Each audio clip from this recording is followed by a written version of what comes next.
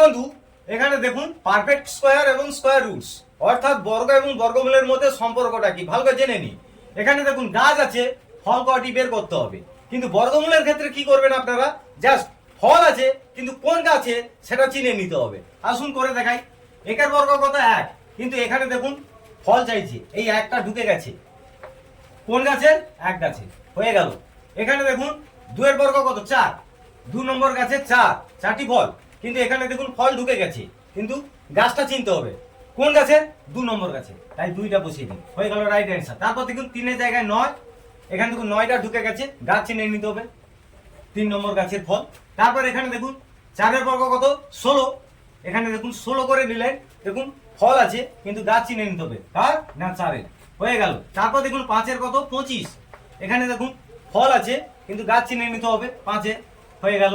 6 এর ক্ষেত্রে 36, এখানে 6 নম্বর গাছের ফল, হয়ে গেল। তারপর এখন 7 এর ক্ষেত্রে 49 ফল, আর এখানে দেখুন ফল ঢুকে গেছে, গাছটা চিনে নিতে হবে, কার না 7 এর, হয়ে গেল। তারপর দেখুন 8 এর কত 64টা ফল, কিন্তু এখানে দেখুন ফল ঢুকে গেছে, গাছ চিনে নিতে হবে, কার না 8 এর, হয়ে গেল। তারপর দেখুন 9 এর ক্ষেত্রে 81টা ফল, এখানে ফল আছে, গাছ চিনে নিতে হবে, কার না 9 নম্বর গাছের ফল। তারপর এখানে দেখুন 10 এর ক্ষেত্রে কত 100, এখানে দেখুন 100টি ফল রয়েছে, গাছ চিনে নিতে হবে, কোন গাছের ফল, 10 নম্বর গাছের ফল, হয়ে গেল।